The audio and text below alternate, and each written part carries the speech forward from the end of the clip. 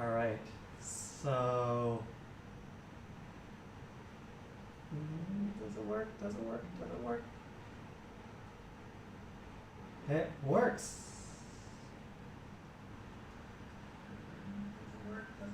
Okay, well that's gonna be annoying if you're gonna listen to that.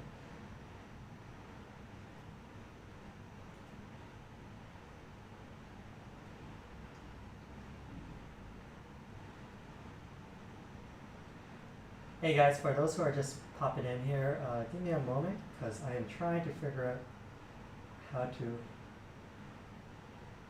embed a live chat to a website.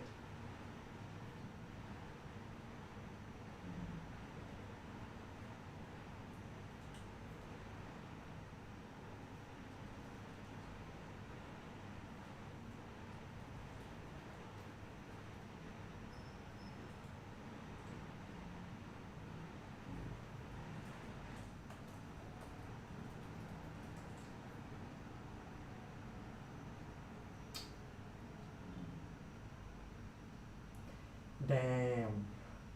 I was really hoping to be able to figure out live chat. So then there's a way for me to follow because it's being streamed to a few different locations right now.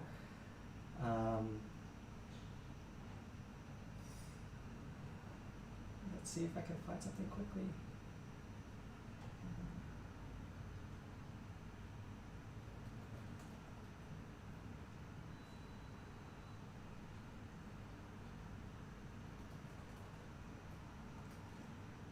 So if anyone knows how to embed a YouTube live chat onto a website, could you just please message me or Slack me? Because that would really help this whole process. Otherwise, we will start in 3 minutes. Ah! Okay, that's an issue. Never mind.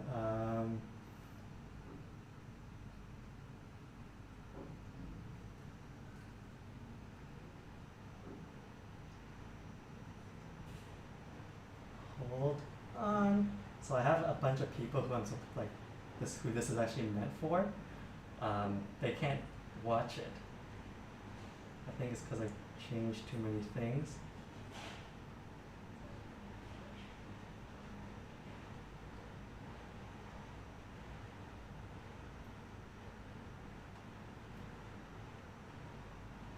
So I just gotta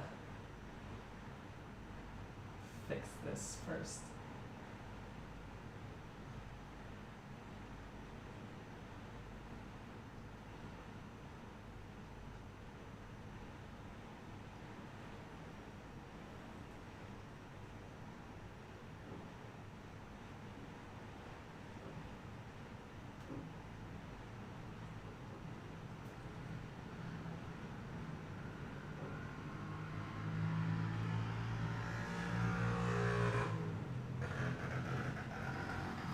I like how I can still hear people on their bikes and everything.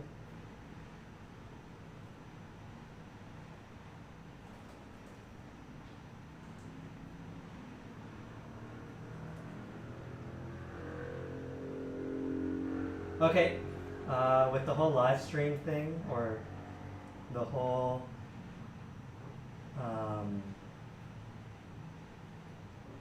with the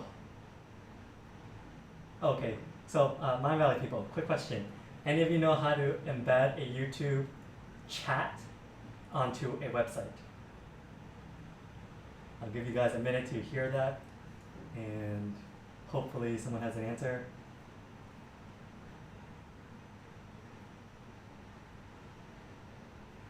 No one have an answer? I'm just sitting on the floor here.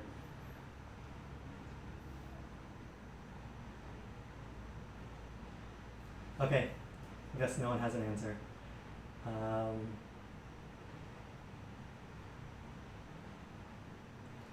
All right, so I guess FYI for the people from the company, this is actually being live streamed onto Facebook and YouTube as well, so for the general public.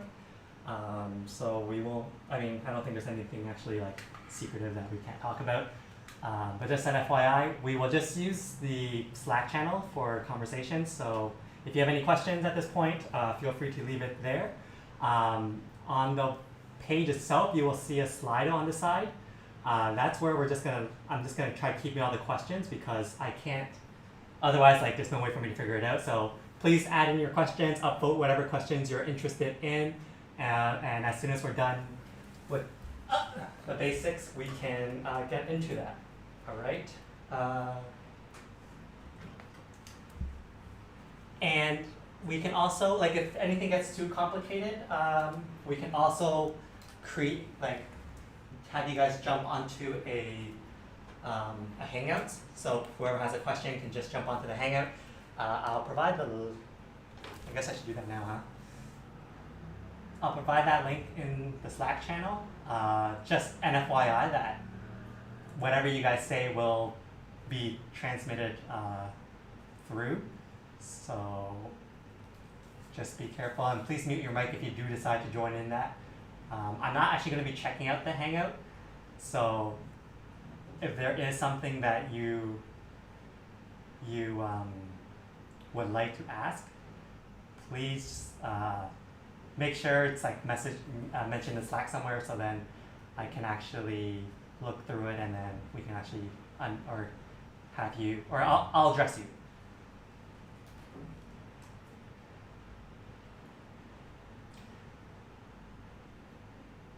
Okay, so for those people, the link's been shared. You guys can hear me?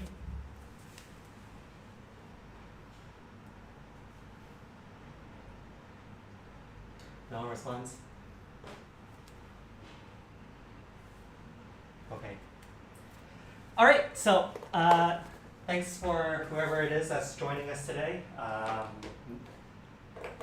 Okay, good.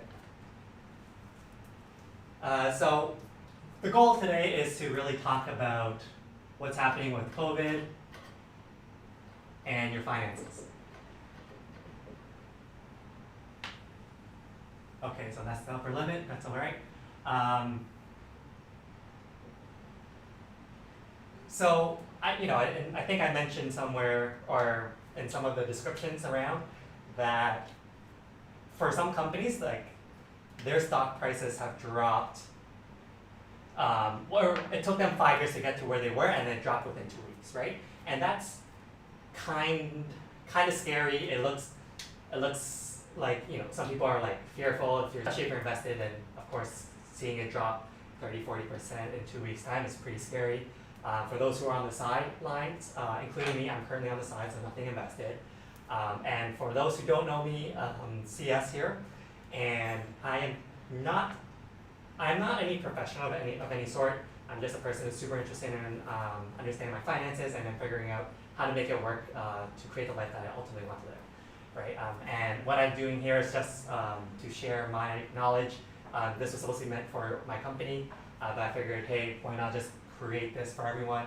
And for those who are interested, I'm actually going to be going live every single day during our restricted access time, from 12 noon to whatever time we end. I'll probably be like an hour or two. I'll try bringing on different guests and different professionals, different geeks to just talk about different things that they're doing, and just something for you guys to listen to while you're eating your lunch or whatnot. All right, so going back to this,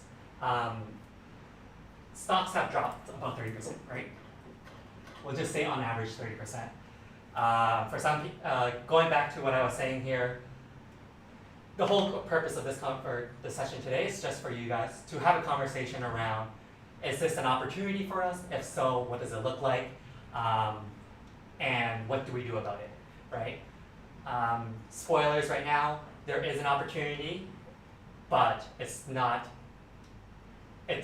but the opportunity also requires you to, it's not something that we're like, okay, let's just go all in type of thing, right? It's one of those things of start paying attention, start looking at how to take advantage of it, make sure all your finances are lined up so that you can actually take advantage of it when the time is here for you to take advantage of it. And there is, I'm not going to give you a day or a number to say, okay, go start from here, right? Because for me personally, like, I'm also looking at like, okay, there are certain companies I'm interested in that I've done my research before this, and now I'm just trying to get my money into these accounts. So I know there's a few different questions on Slido as well about putting or getting your money in, so we will definitely cover that there as well. All right. So before that, I'm not sure what this, Alex, you put a mess or embed thing. I don't know what that embeds for. I mean, that's what I used just now to embed the thing, unless there is a specific add-on I need to put into the code to put comments. No? Okay, cool. So I'm just gonna also just put Slido up on the side so I can actually see what people are asking. Otherwise, the whole point of having Slido is lost. Okay, looks like we have a few questions questions, which is great. All right, so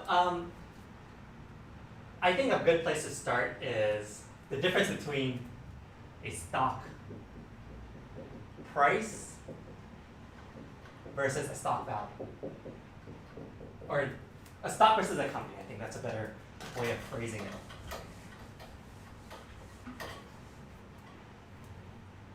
So stock versus company. All right.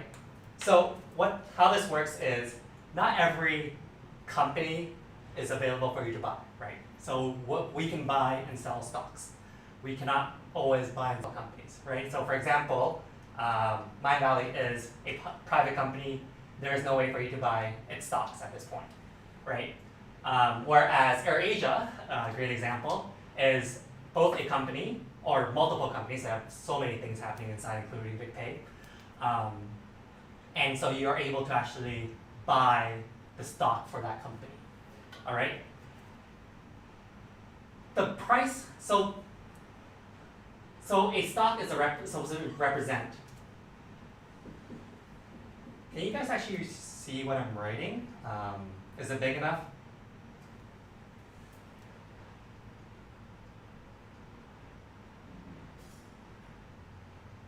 Okay, cool. So, what was I saying? What is it saying? A stock is just a representation of the company. It's supposed to represent the value. And I'm going to put this in quotes. Value of company.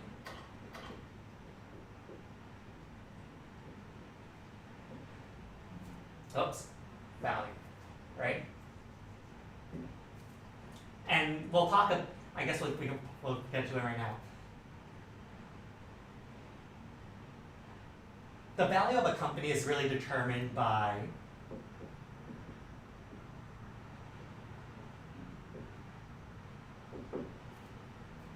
its future cash flow, right? What that means is, let's say we'll use the example of, what's a good example here? We'll use an example of a lemonade stand, right? Because that's your typical story. So a lemonade stand, okay, I think you guys can see this space as well, so it's right here. How does a lemonade stand make money? A basic lemonade stand make money. A lemonade stand can make their money through selling lemonade, right? And for each lemonade, there is a cost associated, right? So so from a cost perspective, you have your lemons, you have water, you have ice, and you have cups. And potentially you also have the stand itself, right? So the stand could be like the physical building of the stand. The stand could be having to rent the space to put the stand up. But those are kind of the basic costs to a lemonade stand, right? The revenue you make, is really just how many cups of lemonade you sell.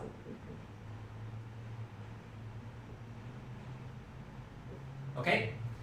So, in other words, your profit is really R minus C, right? So what a future cash flow means is for the entirety of this business, this lemonade stand going into the future, assuming the person wants to continue, blah blah blah blah blah. How much profit will this lemonade stand make? Right? And because fine, we'll talk about it. So it's also not just like, let's just say this company is going to be around for 100 years. Your profit's not just going to be 100 times R minus C, right? There's actually another whole part, which is called your interest rate. And this is, as soon as you start talking about this, we call this a discounted cash flow. I feel like I'm slowly getting off topic. Right? So the reason we talk about interest rate is because right now, you could technically leave all your money in your bank, and you would be able to make 1%, okay? Which means the value of your 100, let's say your 100 ringgit today, it's going to be worth 99 ringgit tomorrow, right? And so in other words of like what it can actually buy. And that's why it's always important to understand that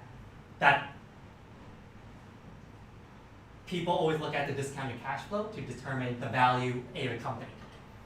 Okay? That said, let's go back to this. So we understand in general, how a company is valued, right? It's valued based off all the future cash flow discounted, right? You discounted. And what that means is,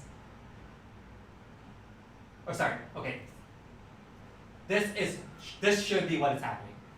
And then the stock price should really just be, in the ideal world, the stock price would be equal to the value of company over the number of shares, right? So let's just say this lemonade stand was valued at 100,000. And let's say there were 100 shares, right? Which means the ideal stock price of this company or this lemonade stand is $100 or ringgit, right? But that's not really how it plays out in the actual economy, right? So what really happens with stocks is, let's just say, someone knows about something where all of a sudden the lemonade stand is also selling advertising, right? So now all of a sudden, instead of just selling lemonade, they also have the ability to sell advertising space because they have the spot on front of the lemonade and lots of people go there, so someone's willing to pay them to put an advertisement up, right? So all of a sudden that value of the company has gone up, but it might not, because it's not captured yet in what's currently happening, people are willing to actually pay a premium for that, right? And that's why, so in that scenario, like someone might be willing to pay, let's say, 110 instead of 100. Okay? Another example on the other way is, let's say there's a coronavirus that's happening, and that this lemonade stand no longer has its typical crowd, right? And because of that, then their current cash flow is not actually what people projected it to be, and therefore, but because it hasn't happened yet, you don't actually know how much it's going to be impacted. You have these professionals who are saying, oh, we're actually going to pay less now because we believe that's going to take 10 ringgit off the value of the stock price, the value of this company, and therefore we're willing to pay $10 less in the stock price to reflect that. Okay? So that is the fundamentals of how a stock should be equivalent to a company's value. What happens though, am I losing people? Okay, no, we're still good.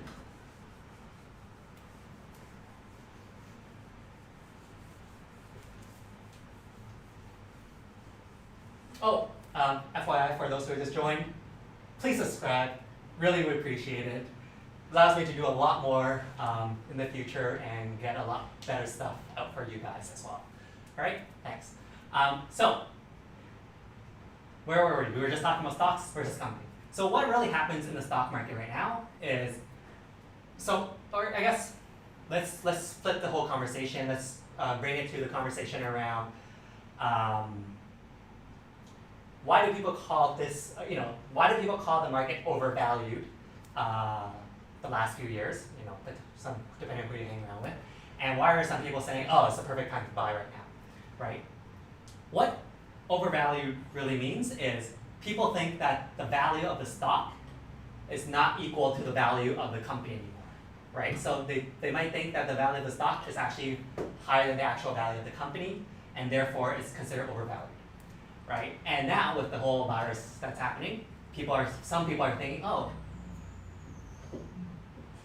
is the stock price actually worth less than the company, right? And that's the question a lot of people are asking. I don't really have an answer. Actually, I do. We'll talk about that in a bit. Okay. We'll stop there with stocks, because what I really want to focus on primarily is talking more about how you can actually get involved, right? So for most people, like buying and selling of stocks, I actually highly discourage it unless you're willing to put that time, effort, energy into learning everything about that company and have a game plan of when you want to plan, why you're planning to get in, or like a hypothesis or a reason for why you want to get in and when you plan on getting out, right? So if you're planning to just buy stocks, hoping it will go up, or it's talking about there's no way this company can go bankrupt, that's not the ideal scenario, right? I mean, you can always, it's so hard doing it online because I don't have reactions. I don't know what people are actually listening to. So if you guys, on the Slack channel, please leave messages every so often so I actually know what you guys are thinking. I don't have the YouTube channel open. I don't think that will actually help. No, I'm not going to do that. It's just going to get confusing. Thanks, Afla. Okay, so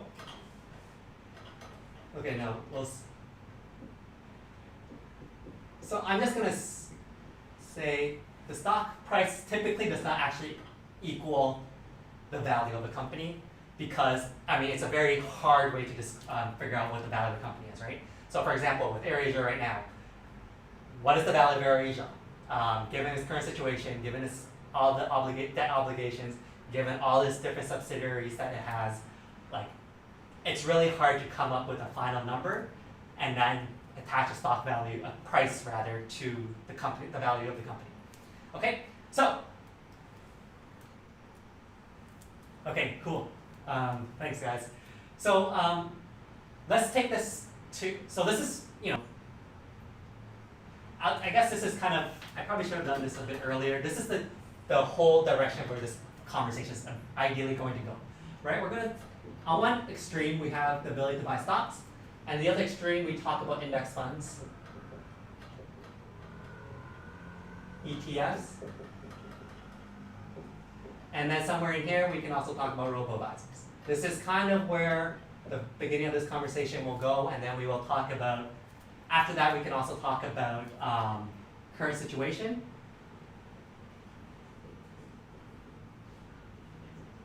And then what does that mean from a stock perspective, from a robo-advisor perspective, and from buying an index fund / ETF perspective. All right, so let's start here. So we've kind of talked about stocks and how it should be a representation of a company, right? And usually it's not a representation of the company. So let's talk about index fund. So what all an index really is a measurement So this is a financial measure, or a mathematical measurement.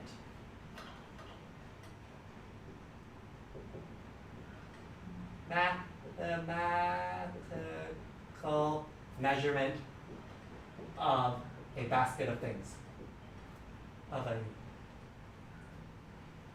set of things.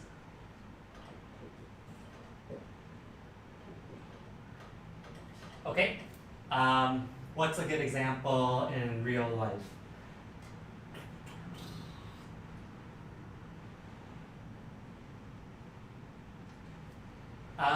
No, that's only our advertising team will understand that one. I don't know what a good example is right now. But let's create a hypothetical situation. Let's say there's 3 companies in this index. Companies A, B, and C.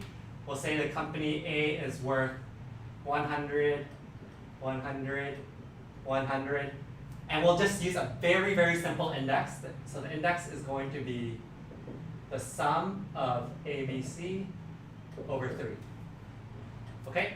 Which means the sum of this, so at time 0, the sum of ABC is 300 over 3, which is equal 100. Okay?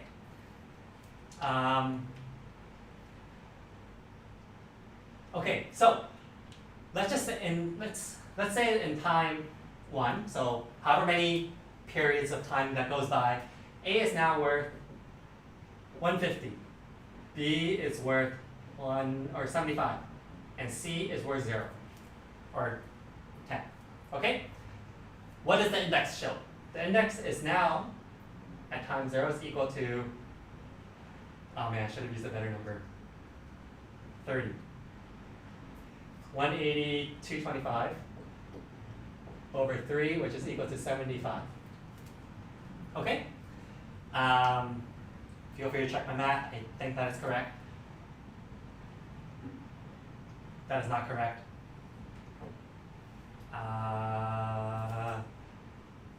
What can I change? I don't know, we'll do that. 105.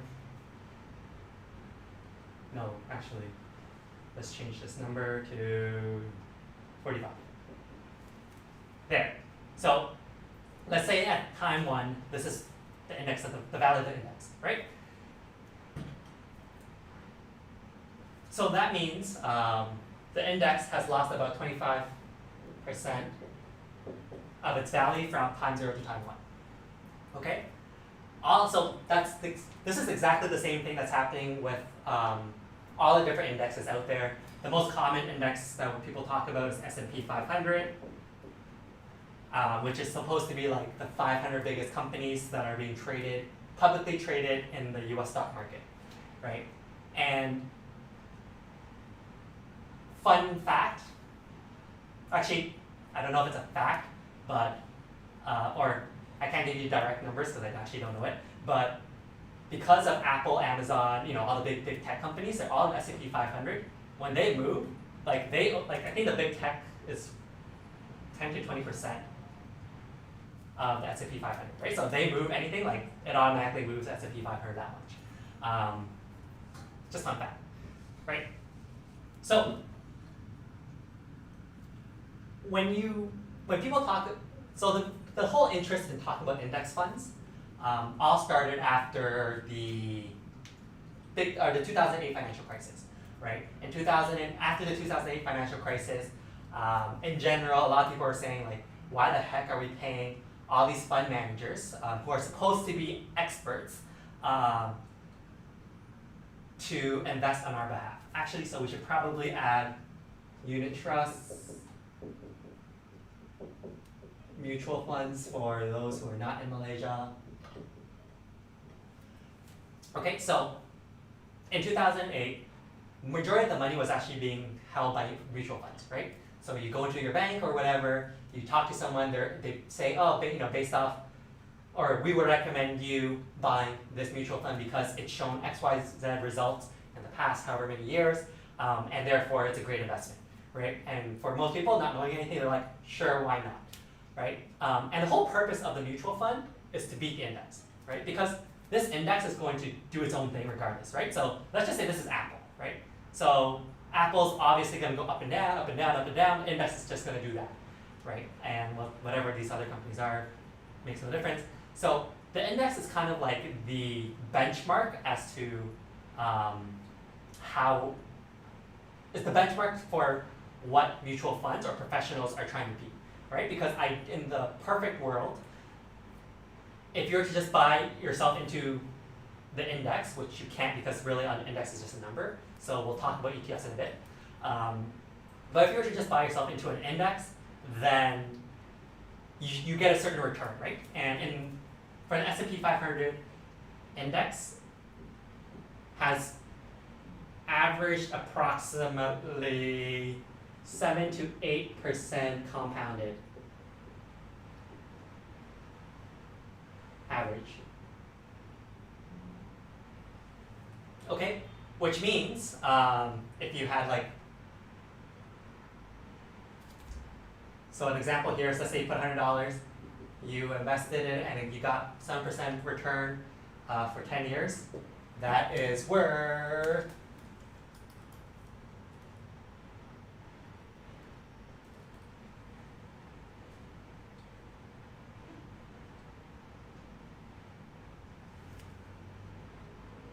$196.75,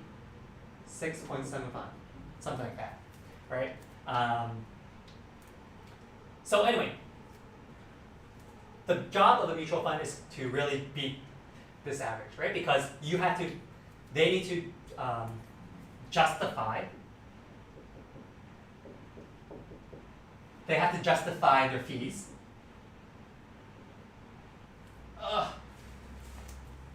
Fees, oh man, I just noticed how like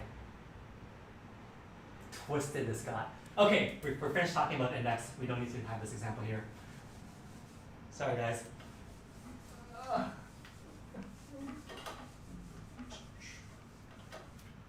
So let's just leave this here. Index equals, we'll just say 7% average, right?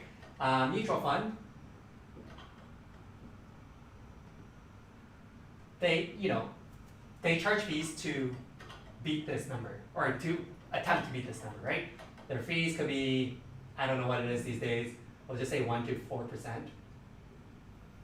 It's probably like closer to 2 to 5 or something like that, right? In other words, they almost need to, and this is the reason why Warren Buffett always tells people, like, if you're not in, like, for most people, 95, 99% really of the world, who aren't interested in getting involved, learning, spending all that time to like, and stay disciplined and all that good stuff, that they should just invest in the index because the mutual fund is not going to end up winning over the long term, right? Because in order for you to get, we'll just say, we'll go on the low end, right? So in order for the mutual fund to even do as well as the index, they need to get 9% for you, right? Because minus 2% of their fees and you get 7, right? And that's a really, really hard number to beat. We won't get into the details here today. And that's why after the 2008 crisis, everyone was asking their mutual funds, 90, I don't know what the numbers is, but like majority of the people had their money in mutual funds. They all did super, super, super, super poorly, made very, very, very, very bad decisions to buy things that they don't understand, and lost their clients a shit ton of money, right? So they were asking, like, why the heck are we continuing to pay you guys this type of premium to get subpar results? So we'll use an example here. Warren Buffett, you guys can Google this. He made a public challenge, I think in 2006, that no mutual fund advisor is going to be able to beat the index over 10 years, right? I don't really know what the numbers were. I think we'll just continue using that as an example. I believe the mutual fund ended up, like, on average, so they got to choose 5 different things.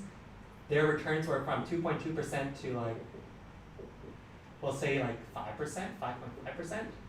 I think the average is like 4.2 or something. Anyone there feel free to double check that. But that was the difference, right? Like, and something else I always like to point out, like, this person that took Warren Buffett on his bet is probably not a person that me or you can get access to, right? Because if you're doing so successful, let's say like Warren Buffett, for example, you're not going to deal with people with a few hundred, a few thousand, a few 100,000 ringgits, US dollars, right? You're talking with family offices, you're talking about huge institutions that have like hundreds of millions or billions of dollars to invest, right? And therefore, like, what are the chances that the person that's trying to sell you or that's servicing you for your unit trust mutual funds, whatever it is actually going to be able to beat that? Okay, that's the way I look at the whole thing. So now we kind of talked about why this is a bad option for most people. I'm sure there are there are definitely people who are going to exceed, and they are probably going to get promoted to a point where we won't have access to them, right? So let's talk about index funds. Or I keep saying index funds, but all we really have been talking about is the index. So what does that, so if an index is really just a average of the stock price of each company, how do we actually buy into it, right? And after the 2008 scenario, or before that, but like it got popularized around that same time, it's when like your big companies have started really pushing, or some big companies have really started pushing the idea of passive investing, right? And the whole idea of passive investing is, I'm just gonna get this result and not try to get this result because it's probably gonna look like this, right? So passive investing gets you kind of here. And so how do you actually do that, right? Because this is just an index, and that's just, ABC type of thing. What an ETF actually does is it takes its money and it buys the ABCs and as close as possible, right? So let's just say back in that example, I don't actually remember the numbers, 150, 45, 20, 30, yeah, 150, right? So in this scenario, they would have spent let's say $1,000, they would have bought, I don't know what this is, 225 times 4, $1,100. Right? So with $1,100, they would have bought 444 at the beginning, or whatever, right? And then, so that's what you can actually do. If you really wanted to do it by hand, you could technically look into the S&P 500, look at how it's calculated, look at all the different values that each stock company provides, and then buy that exact percentage of that company. I say that like from it's technically possible, but like you'd be very stupid to do so because it's really, really, really difficult to buy every single company and then track every single company every single time, and it's also very, very hard. To actually do it because there are lots of fees associated with buying and selling other stocks, right? And that's why the existence of ETFs started showing up. So these are big companies who have, let's say, raised 100 million, or whatever, dollars to buy this exact same thing. And then all you have to do is, so they buy it and then they essentially sell you a portion of that, right? So, and their portion is really just kind of following this index, okay? So that's really what an ETF is. Was there anything else I need to say about that? So yeah, an ETF is just an actual representation of this index as close as possible, and something which trades similar to a share where you can just buy and sell pretty easily. This is probably a great time for questions from people about what we've talked about so far. So I'm just going to go through the Slido thing. And anything that's not related to this just yet, I will just skip. So platforms we won't talk about. Current situation we won't talk about. Micro investing we won't talk about just yet. Won't talk about that. That's not a question, but thank you, Tyler. And diversification, we won't talk about that just yet either. Okay, cool. I will continue on. So, ETFs in general, there are tons of different types of ETFs, right? You have the example I used, the S&P 500, is just the most popular ETF out there, and the one that most people refer to, and it's kind of people kind of talk about that as like the heart or the pulse of the U.S. economy, right? Is it doing well? Is it not doing well? Type of thing. Okay, so there's also like lots of other indexes, like you obviously in Malaysia you have the KLCI something, probably C composite. Asia has a bunch. You have index focused on specific sectors. So the Nasdaq tends to be an index focused more on tech companies. There are index for like wheat companies in Canada. I'm sure there are indexes companies of like gaming companies in Malaysia or in China, etc., etc., etc. Right? So if for someone who's like, I guess this is we'll start introducing some conversations around buying and selling and all that good stuff. So if you, for example, are someone who's already super into the gaming industry and you kind of know what's happening and like you see it growing and you believe that there's more value to it, and that's going to get only bigger and bigger and bigger, then you have the ability to go out and find like a gaming index and buy into it, right? Assuming that you have a rationale as to why you think this is a good time, or better yet, if you don't care what's going to happen in the next 5 years and you're looking at like what's going to happen 20, 30 years out, then yeah, like by all means just buy into it right now, because unless the economy crashes and like people stop gaming, which I highly doubt, I know too many gamers here at my valley, that's an opportunity that's going to exist, right? Similar for every other type of industry that we are talking about. Okay, so we've kind of talked about stocks. You can go and buy a share of Apple. If you believe that the share price of Apple is lower than the company, or if you believe that the company Apple will be around 30 years from now, and it's going to be way bigger than it is today, and no one's going to overtake it, etc., etc. Right? So that's one extreme. Really taking the time and energy to understand it all, and then deciding what to do with it. Other extreme is you just buy an index fund and buy as a stock, which is also an option. But for like what I guess I don't know what the transition is here, but let's talk about robo-advisors. So the idea of robo-advisors is it gives you the same thing as like a unit trust mutual fund, in the sense of it kind of tries understanding you from a risk perspective, and then it's going to suggest a bunch of different index funds or ETFs that it will buy on your behalf, right?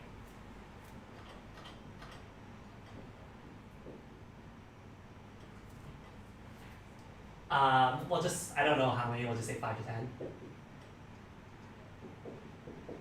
So first, okay, let's actually list this in order.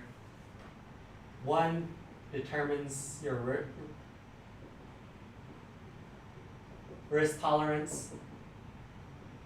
I don't know how to spell. Not gonna try. 2, suggest ETF. What's the word here? Portfolios. Asset allocation.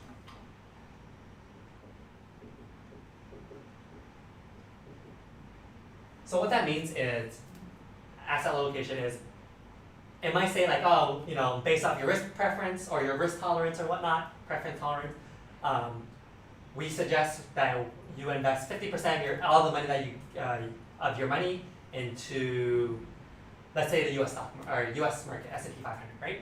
And then from there, we will suggest another 10% in U.S. government debt or government bonds, another 15% in like bigger companies that are pretty stable, but they also issue debt, right? Because they tend to give you a better return than just the government debt, right? And then let's say however much left, we will invest in like a index that tracks real estate in Singapore, right?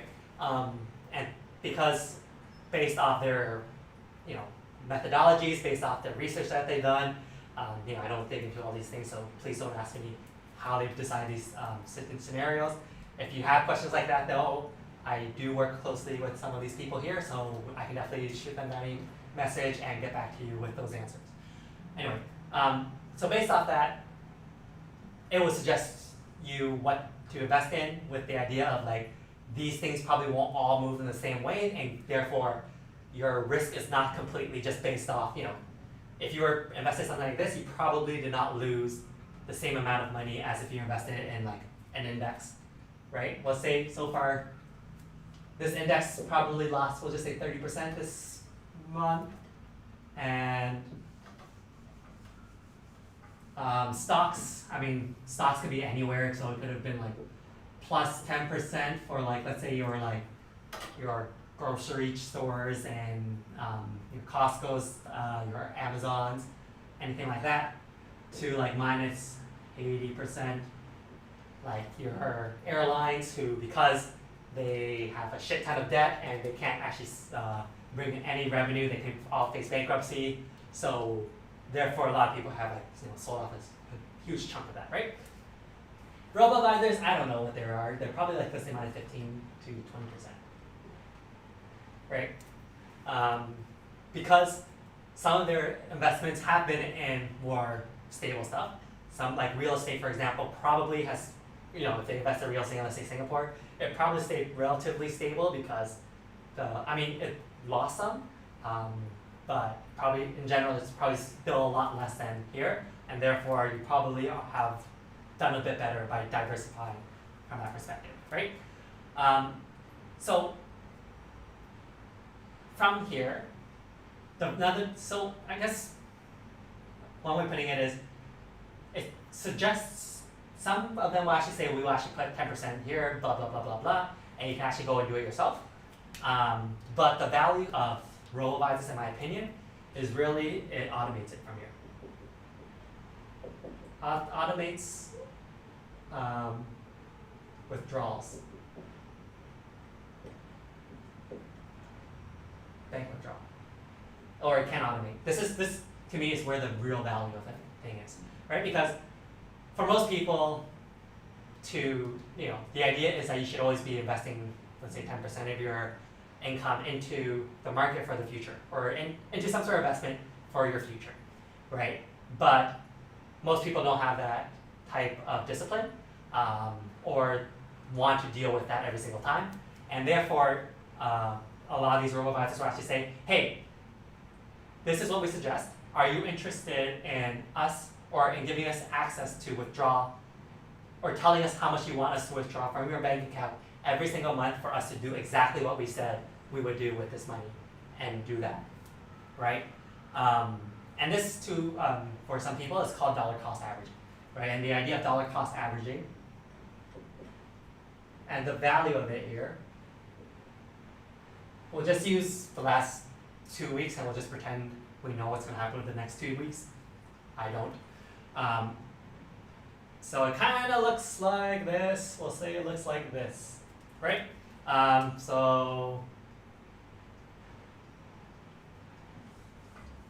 this is probably closer to 2 weeks, right? So the idea of this, this is we are here.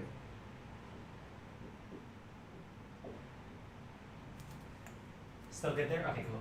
So the idea of dollar cost averaging is it's gonna, let's say if you say, I'm gonna do this weekly, it would have bought when you were here, unfortunately, right?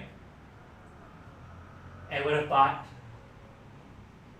somewhere here. It would buy some here, It will then buy some here and then here. All right. And if you were to put it all together, your returns now, because the idea of dollar cost averaging is you're not trying to time the market, right? Which means you didn't know this was going to happen here. You don't know this is going to be at the bottom, hopefully, right? Or not, depending on what you're trying to do. And you don't know what's going to happen, right? So the idea is, forget trying to know what's going to happen. I'm just going to constantly put a set amount of money in every single week in this scenario, because my goal is to use this money 30 years down the road, right? And in 30 years, it probably looks something more like this. You know, some sort of breakage here, which means who knows how much of a gap there is. And then you might need your money starting here, right? So all of these things are still better than this. But at the same time, we're not, if we put all our money here, the 500, we would have lost all of this right away, right? We don't make the income, the profits from here, right? Similarly, if we put all our money, I mean, ideally put all your money here, but we don't know that, right? That's the idea of dollar cost averaging. That's why that's the value of having it automated. I think it's like for 95% of the people who know. Okay, so this is who I think is like suited for this. Anyone who is aware that they need to invest, that wants to, you know, put aside a certain amount, has the ability to do so, and it's just way too lazy to do it themselves every single time. This is what I would suggest, right? The reason why someone like, you know, for someone who's still willing to do it themselves, then yeah, sure, you don't have to do this, because robo-advisors, you know, the biggest one here in Malaysia, Stashaway, they charge at most 0.0 or 0.8% a year to manage, right? Which means, yes, you're still paying a premium per se, but that premium is really just like buying convenience of this, right? Buying convenience of number 2, number 3, so that in the future you will have to think about something like this. Okay, that is all I have to say about robo-advisors. Takeaway here, robo-advisors meant for 95% of the people because of what I just talked about. Okay? Cool. Oh wow. It's already that time, huh?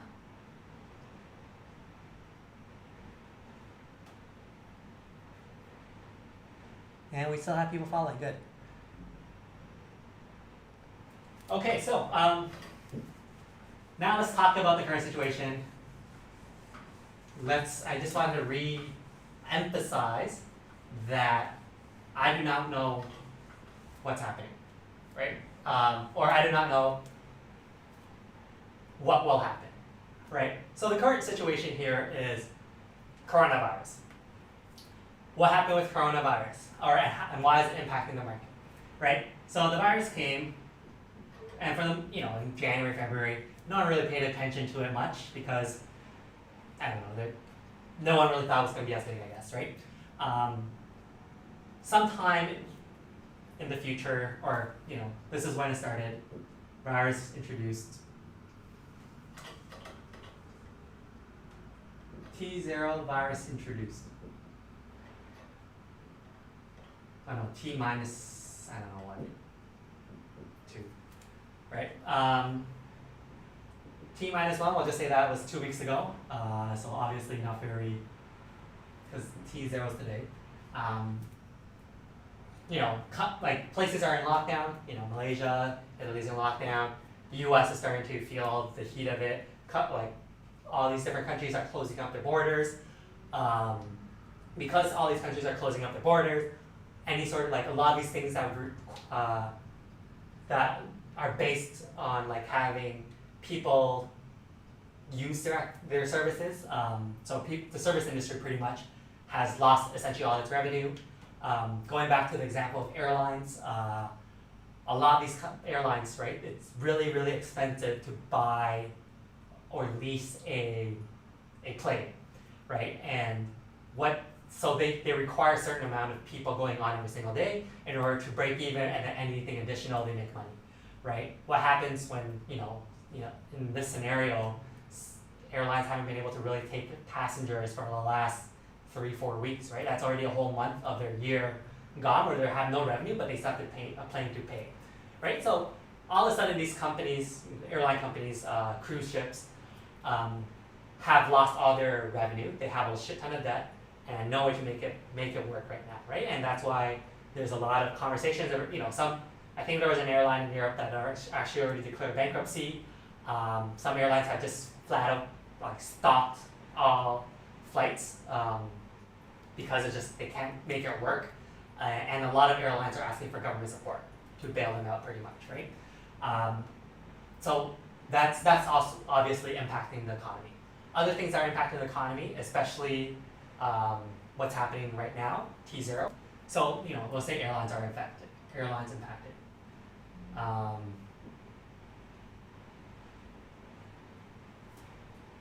T0, so right now, we'll use Malaysia as just an example.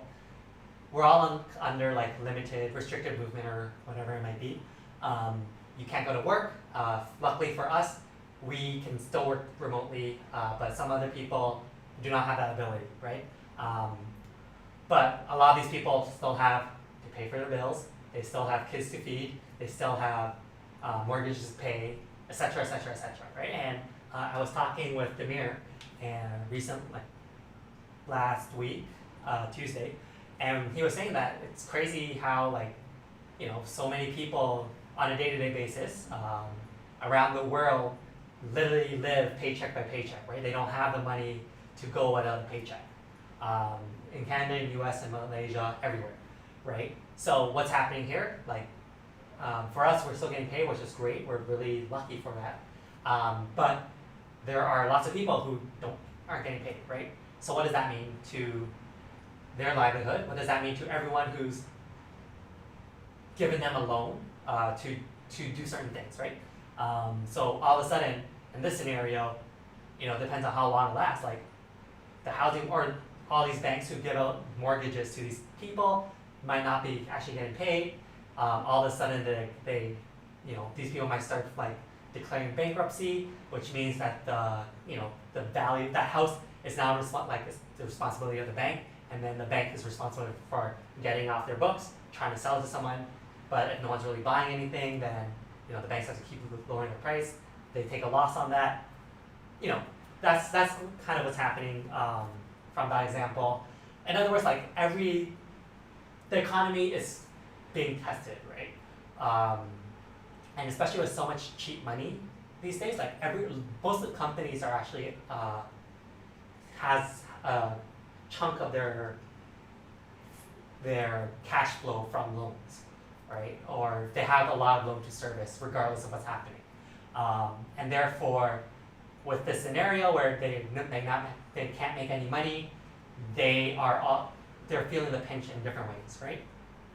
And that's why you see the market go down 30%. When I say market, US market, down approximately 30% so far in general, right? With, of course, companies here doing various levels of success or pain, right? So that's the current situation.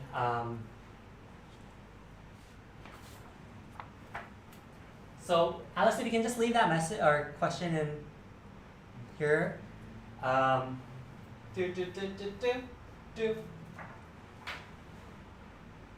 what does that mean going forward? Honestly, I don't know. I don't know if, or I guess to give you more context, so we talked about the current situation, kind of how it's actually impacting the economy, and therefore why it's justified for stock prices to start fluctuating so much and go down in this example. But let's talk about this 30%, for example, for a second. This is, I prefaced this conversation around 5 years ago, we were probably around this level and we lost it all in 2 weeks. For some companies that is true, for some others, That is terribly not true. Some companies, like even from 1 year ago, they're still doing really well. But let's not forget that in 2018, from like I think September or something, September to December, the stock market dropped minus 20%, right? And it ended up around there, right? So, and then 2019, and I don't know, we'll just say plus 38%. I think something like that. And then we're here. Minus, I don't know what percentage it is. So what does it actually look like? 2018 looks kind of like this, and then boom, right? This is the 20%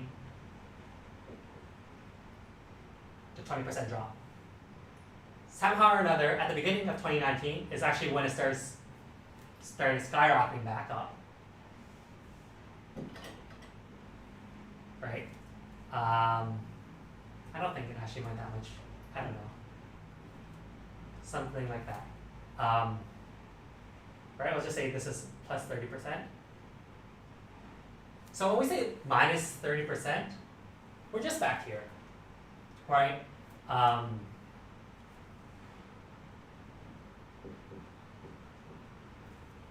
It wasn't that long ago we were there. Last year's numbers was definitely inflated because we ended the year there, but if we ended the year here, I think someone was saying the actual return for the 2 years here would have been like 4%, 4 to 8%.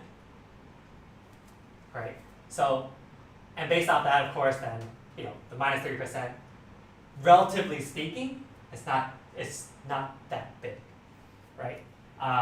So my personal thought on this is that stock prices are still or the index, the economy, the value of it, like the actual cash flow from all these different companies, is definitely still very inflated. But that said, there are definitely companies out there that could be on sale per se, right? I'm not getting into which ones because I don't know. I only have my own hypotheses, and we can talk about that privately if you're interested. Okay, so that is my scenario. 30% is it's definitely a big drop in 2 weeks. And for people who decide to buy this year, just getting invested this year, losing that is definitely going to hurt. But for most people who are probably on this call who probably haven't done anything yet, I still think it's still relatively inflated, and I would definitely not go all in at this point, right? If anything, I would put let's say 10 to 20% of my total investable portfolio in there, assuming that you have a windfall, which I currently do after I sold my house. I would not put all my money after selling the house into this very moment because I do think that there's still a long way down for what is considered normal. But at the same time, if, for example, the reason why this will fix itself instantly and pretty much go higher is because, let's say tomorrow someone finds a cure for this whole virus thing, and we are able to ship it out within a week, right? As soon as that happens, everyone's gonna be okay, not as long, or it's not as bad as we were thinking. We're all just gonna buy in. Governments all over the world have reduced their interest rates. They start pumping more money into it. So all of a sudden, stock prices will inflate again, right? So that's the only reason why I personally would put probably 10-20% of my money into the market at this very moment, into something like an index fund or whatever. But the rest, I'm just going to continue holding on, because primarily I'm more interested. I'm trying to focus becoming more of a value investor. So I'm learning a lot of the companies, trying to figure out which ones are actually going to grow, and have the ability to, actually understanding what their true values are, and then based off where people think it is, and buy those opportunities, right? So that's my own preference. That said, I think that is everything I wanted to talk about today. So let's actually start digging into questions.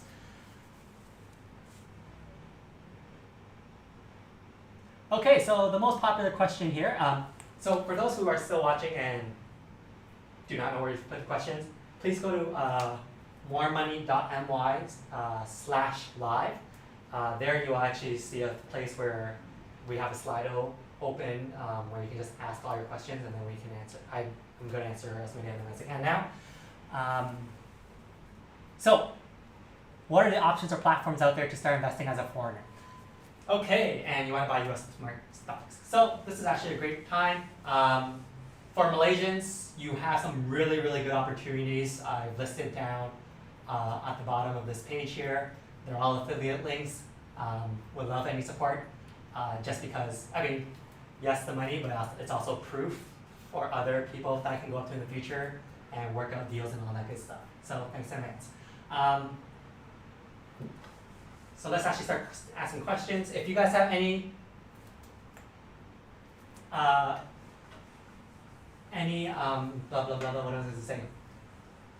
If any of you guys have questions that you want to actually voice out, or you can't put it into words, start leaving it in the Slack channel, and then we can definitely start answering more and more of them. All right. So I'm just gonna do a quick table per se of Malaysian residents or your options for investing. And then expats. So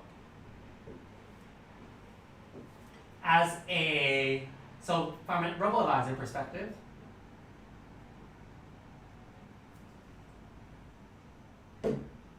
you both have access to Stashaway,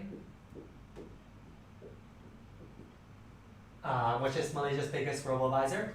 And for those who have more belief requirements, we also, the biggest one, or the only one that I'm aware of in Malaysia is called Wahed, right? Those are your options. So this is a halal.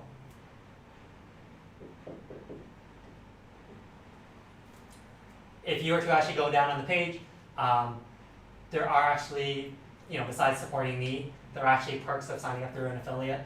Stashaway, they give you 6 months, 50% fees. And Wahed gives you a flat 20 ringgit. And yeah, depositing and withdrawing for both of these are free. They both invest in the US market as well, so you do get quite a bit of exposure into the market from that perspective, into the US market from that perspective. If you would like to invest yourself, so buy stocks, buy ETFs, buy whatever. Malaysians, you have a bunch of options. So let's talk about expat first. Expats, the only one that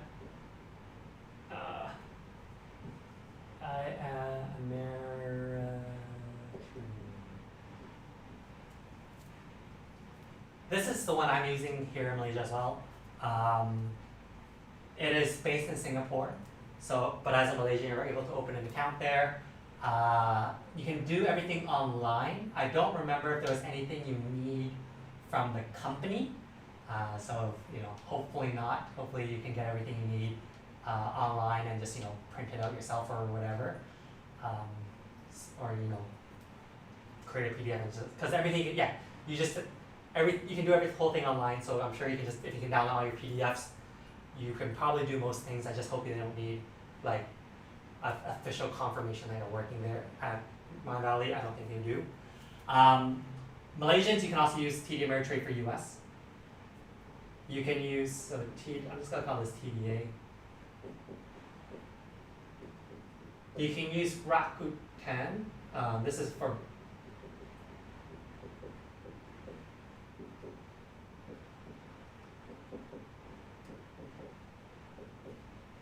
you can buy Malaysian companies through Rakuten. Having used it, can't really tell you about it. And the one that I'm like super jealous of because I've tried so many different ways to open an account with them, but they just won't let me. But for Malaysian residents, you do have the option. It's called Webull. Webull is like a Robinhood in the sense of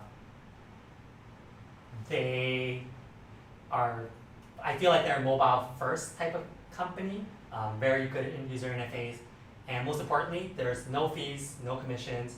I mean, there's the withdrawal fees or something to bring it back to your account, but you can buy and sell stocks and options for free, which is really, really, really good. And because you can open up pretty easily, you can wire transfer money to that account pretty easily through your bank online, so you don't have to go in person or anything like that. And yeah, that's what I would suggest for Malaysians who have the ability to open an account here. I've asked, what about being a tax resident? They don't care. They only want I don't know what the word is, but they really just want Malaysian citizens to open it. So definitely take advantage of that if you can. I'm actually opening one up with my girlfriend and moving money there, so I would be able to take advantage of it partly. But I'll definitely be also moving a chunk of my money into TD Ameritrade, probably 30-70, just because I definitely want to take advantage of the free, right? TD Ameritrade, I think your buy and sell starts around $7 US, so it can add up pretty quickly if you're trying to get in, or if you're trying to slowly buy your way in, which is what I'm trying to do. So that's why I'm using this first, because I want to slowly buy my way in, and then if it drops further, then figure out from there, right? So that is the question about platforms that you can use to invest. So my recommendations would be these. If you really want to support me and get free money, sign up for this, get that money, withdraw everything, sign up for this, move it there, sign up for all of it. I don't get anything here, so whatever. Yeah, next.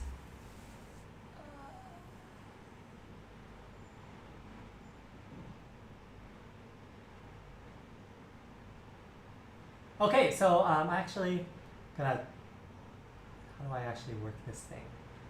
How do I,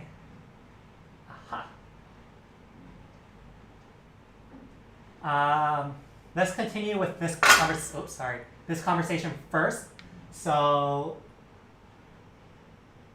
Zed, your question about micro investing, I would suggest something like Stash Away or Wahed, because there are no fees or minimum requirement. Or Wahed has a minimum requirement, I think, of 100 ringgit deposit, but I don't know what their recurring is.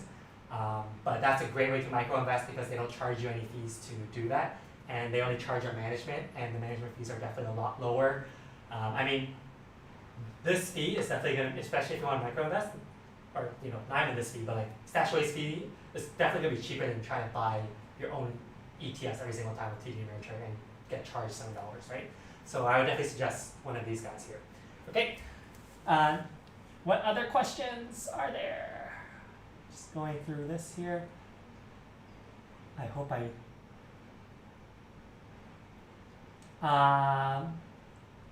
cool.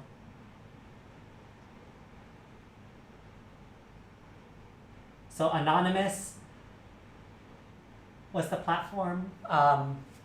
Depending on your situation, I would suggest one of these two, right? And kind of go from there. If you have any other questions, feel free to contact me, email me, cs@moremoney. I'll write this here.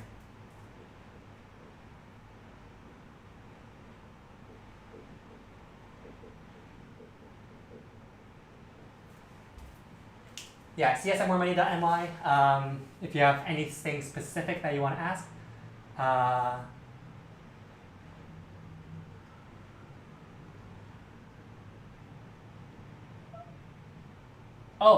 Anonymous, I just read your second part.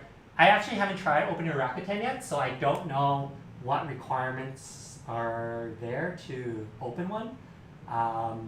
If anyone from the Slack channel has any comments about opening a Rakuten and you're a foreigner, would love your thoughts and opinions on that. So I'll just leave that there for now. Taha, what happens if we lose money through a robo-advisor? Will we still get charged 0.8%?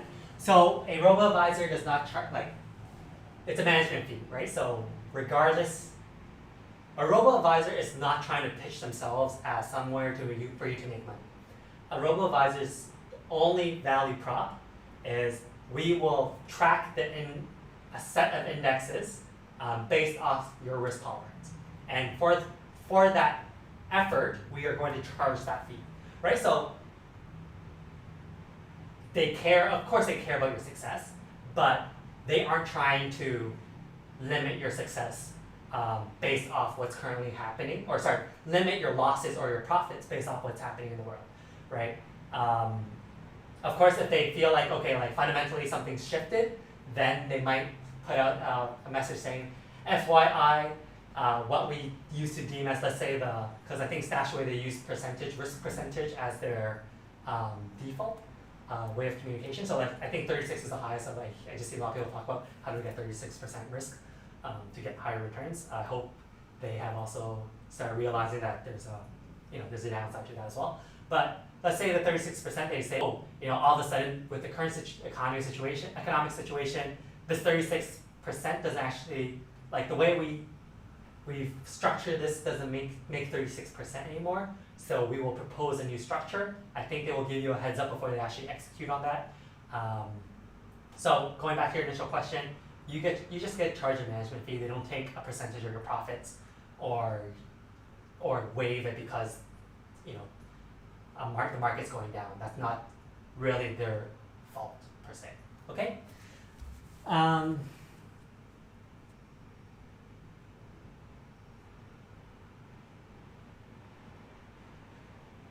Okay, and then this hypothetical question we'll talk about in a bit.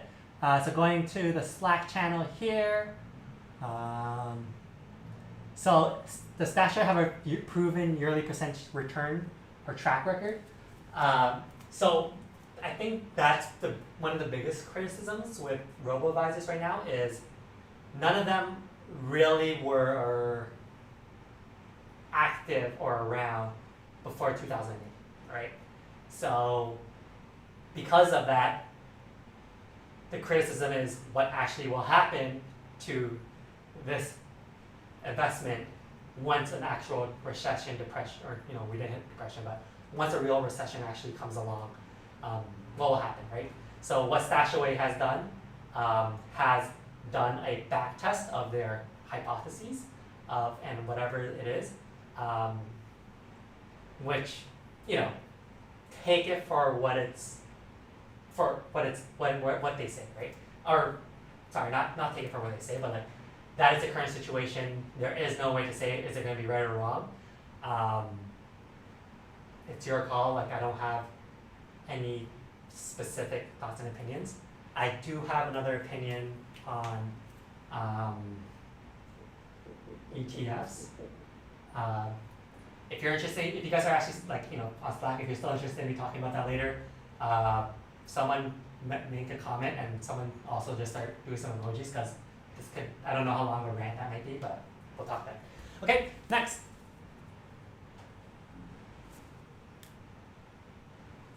Oh, going back to Webull, use your phone. I know you can open up an account as a Malaysian here because I've done it with the phone. Yeah, their UI UX hasn't been the best it hasn't been the exact same experience. So please use phone. So let me know if that works. Okay. I mentioned AirAsia, interesting opportunity. Okay, I'll talk to that in a bit. On Stashaway for foreigners, if you open an account in Malaysia, you cannot use the app when you move your country. Yes. So,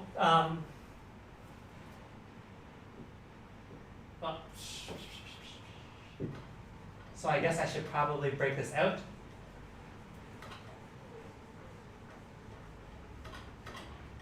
So this is Stashaway, Malaysia, and Stashaway, Singapore. So as a foreigner, the comment here was, and I totally forgot that, which I just had this conversation recently as well. If you're planning to leave Malaysia, Stashaway Malaysia will not allow, like you can only withdraw your money into a Malaysian bank account, right? So if you're leaving, and you already have an account, highly suggest you kind of, take all your money and then move it out before you leave, right? On the other hand, if you want to hold it for a longer period of time, Stashaway Singapore will actually allow you to withdraw your money into other countries. I'm also trying to get some sort of affiliate with them to get you some discounts. I was told okay already, so it's just a matter of like time when they can actually, figure out everything based off their situation right now. It might take another week, but that is an opportunity here for you guys to, be able to move your accounts. I haven't done that myself yet, so something I need to do. Okay. Yeah, sorry, no other ways to open Webull than we're of. So how's Webull making money? Webull, essentially by putting your money in there and leaving your stocks in there, so by leaving your stocks in there, they kind of have the ability to quote unquote lend it out. Well, actually, I don't know if they have that ability right away. So they're not making any real money off people who just do what we're talking about. They make their money off people who take on margin, right? So who are willing to take a loan out to invest with them. So that's how they actually make their money. In the future, I do expect them to also probably do some sort of thing where if you buy certain companies, they will actually, and have a certain amount, they will actually say, hey, actually, would you be okay lending us these shares for us to allow other people to short the company? And in return, we'll pay you a premium for it every single time, and you're able to sell it anytime. That's what I've seen other brokers do, and that's, they'll make a healthy living off that as well. But most people, like margins, were definitely where it's at. Don't suggest it. I've been burnt many, many, many times using leverage. So yeah, definitely don't have a good experience. Something I'll probably heal through eventually, but I definitely am avoiding leverage, especially when I don't believe we're anywhere near the potential bottom of where I would ideally like to buy my stocks, right? So that's how we will make some money. Can you move your Stashaway account from Malaysia to Singapore? I am not sure just yet. I can definitely ask that to the CEO here and figure out what we can do from that perspective. Okay, next, so Wayne, if you can let me know if you can open an account through an app, that would be great.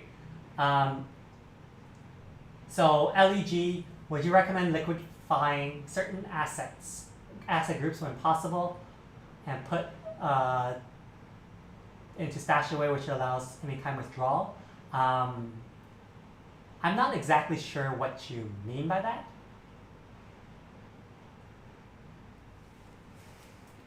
If you're talking about like, I'm holding bonds or I'm holding like debt of companies and they're paying me a certain amount, and you rather move it to a Stashaway, yes, I think what Stashaway really offers is convenience and liquidity, right?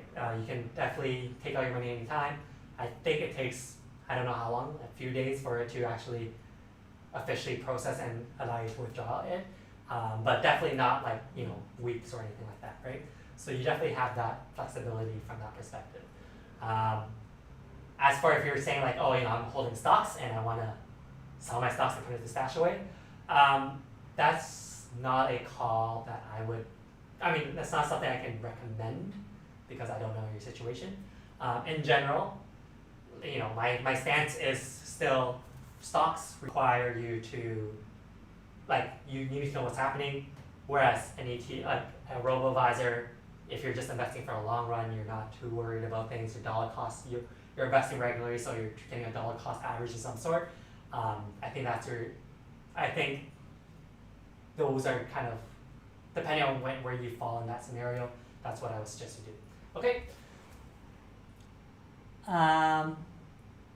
What's the general consensus investing in airline stocks as they're forced to draw back their operations? This goes back to the AirAsia comment that I made in the company. For those who don't know, my comment there was, I'd be open to buying AirAsia. I still stand by that. I am saying that from the point of I have I'm like looking at investing maybe like 3, 4, 5% max of my my liquid value. So it's definitely nothing big with my portfolio, right? And yeah, I mean that's what I think about it, right? Like, yes, there's nothing that's too big to fail. I think with Malaysia only having 2 major airlines, it's hard for them to just give them up. And you know, this is kind of me. Like, I have no real quantifiable things to justify what I'm saying, right? Mine is just like based off what my personal beliefs are, and of course a huge chunk of greed and wanting to still buy AirAsia. That said, like, I have a bunch of other U.S. companies, and I'm much more interested in buying before I look into it, like really spend the time looking into AirAsia, which is actually why, you know, for me personally, like, I'm taking the next 2, like, I'm trying to work like half days if I can, the next 2 days, just to really take the time this week to continue analyzing all the different companies I have on my watch list, to create a shopping list and to, you know, essentially prioritize what I'd be buying at what prices, and all of that, right? And this is actually, like, you know, this watch list is something I've actually created a while ago. I've learned, like, I spent a good 3 months, like, doing a mini intensive learning value investing, so, like, you know, spending 8 hours a day type of thing, last year. So I've already put in quite a bit of time into it. For someone who hasn't actually spent the time, like, I would not suggest putting all your money into stocks, right? Like, when we talk about that range, stocks, robo-advisors, ETFs, like, you also have to remember, you know, it's not, you don't have to put everything in one. You can definitely diversify, right? And for me, like, I am planning to put a set of my money into a stash away Singapore, once I actually open it. I'm also looking to buy, you know, certain stocks, and I'll continue looking at my opportunities, right? And, you know, at this very moment, like, I'm not looking at putting more than like 20%. I'm definitely not looking at putting more than 20% of my income or my capital in. I don't even know if I'll put that much, honestly, right? Unless I was like, I have to do my numbers on these some of these companies. I'm like, holy shit! Like, people are like sold off everything, including companies that really don't deserve to be sold off the way they have. I don't know yet. Okay. Next. So, sweet spot for diversification. There are definitely lots of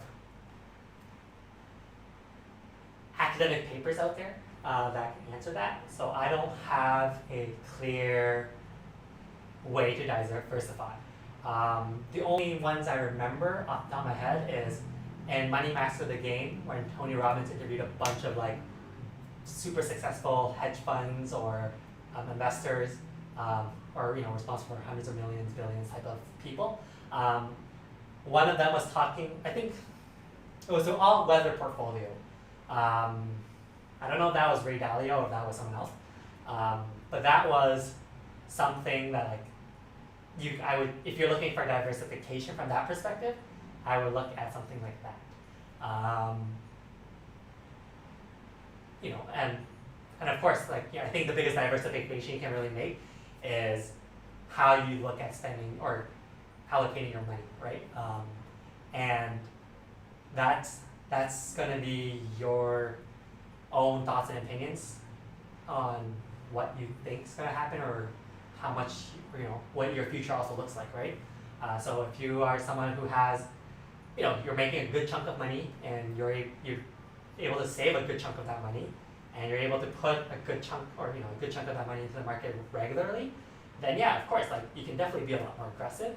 But if you're someone who has, like, you know, you're sitting on like you know, 4 or 5 years worth of savings, I would not suggest putting all your money in right away, right? So the way I look at, like, spending your money right now is there's 2 main factors. It's like, factor number 1 is going to be type of investment. And then factor number 2 is time, right?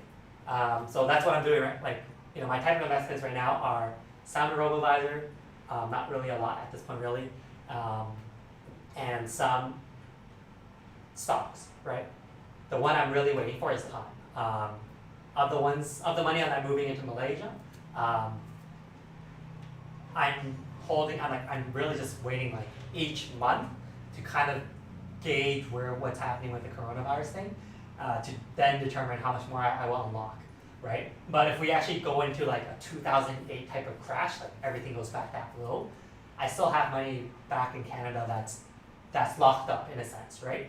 That I can unlock and use, and that's how I'm trying to, based off my own experiences of losing a lot of money, and what I've learned over time and just my own life experiences. That's how I'm looking at allocating money per se.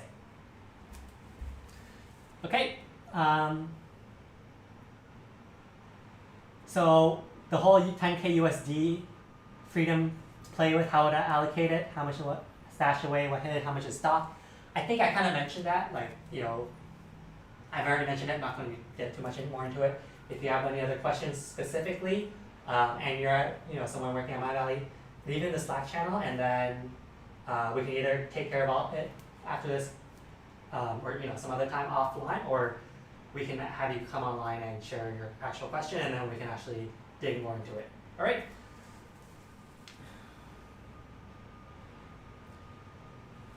ASB plus loan versus stash away. I don't know much about ASB. I think I don't qualify, so I don't actually know much about it, so I can't answer it, sorry. That said, if you shoot me a message with more details about what exactly it is you're trying to ask, or you want to learn, or know, I can find the right people to actually answer it for you, to give you ideas as to what's happening, okay?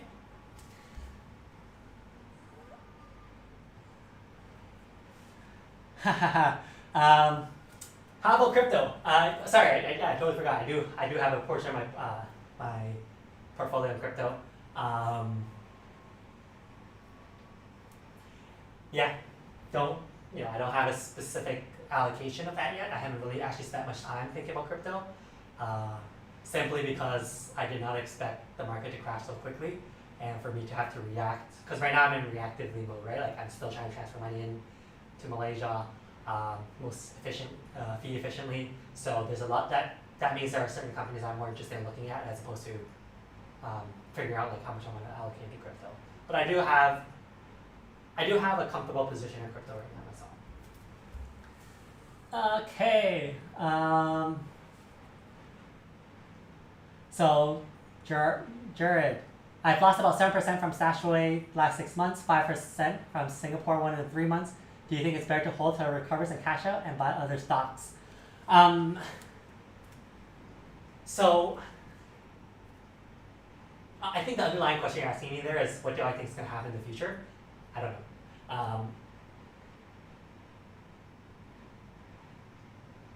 If you are someone who does not need this money right now, like, if this goes, let's say, best example, if this goes down 50%, or if the loss that you make is 50%, and when you sell out, or, not selling out, but let's just say it goes down to 50%, would you still be able to get through your day-to-day? Is there certain money or are you trying to use this money for something specific, and then you're like, next year or two, next 5 years? If so, then, now we're talking about like, do you want to take that risk, right? Yeah, so, but if not, if this is all meant like, yeah, I can wait another 20, 30 years for it, then I wouldn't touch it, right? Because we don't know what's going to happen in the next, we just don't know what's going to happen, right? And especially if you have the ability to continuously, in this scenario, for example, like, if you are now all of a sudden, let's say you are personally also looking into stocks because all of a sudden certain stocks look appealing to you, then that's a very different conversation, because now you have a specific place where you're trying to put that money right away, and you think that, that wherever you're trying to put that money is going to beat the index because you have information about that. You have information. You understand that company's business, and you know that the people who are the fund advisors, unit trusts, mutual funds, whatever, they just sold out because they had to, because otherwise they lose their job type of thing. Then by all means, take advantage of that knowledge arbitrage per se that you have versus the everyday person or the professional who might just be doing what they're doing right now because they're trying to keep their job. All right. How long do I think the market will drop? No idea. So that is all the questions I see online. I would love to actually know, Wayne, if you have been able to get Webull to work. But if there are no other questions, thank you so much for joining this session. Hope you learned something today. And once again, please subscribe on YouTube because it will really help me going forward. And I'm planning to go live every single day during the restricted movement phase of time in Malaysia. This will be happening at 12 noon every single day. Weekends, I don't know what time just yet, but for tomorrow, which is Wednesday, Thursday, and Friday, 12 noon. Hope you will join me. I'm still lining up some of the people that I'll be bringing on to talk. So once we actually have the list, I will be sharing it in different places for you to know what the general conversation will be like. The structure will be very similar in the sense of there will be a live stream, there will be some sort of question asking mechanism for you to continue to ask questions, and we will be more than happy to answer as much of it as we can. All right. So yeah, it'll be 12 noon to, we'll see if it goes till I scheduled till 2, just in case there are ever more questions. But if this was the heavy topic that everyone was really interested in, and we finished in 90 minutes, then we'll probably be less than that. Okay. So thanks a lot, guys. Appreciate your time, and see you tomorrow. And then the awkward moment where I need to actually find my thing to actually stop my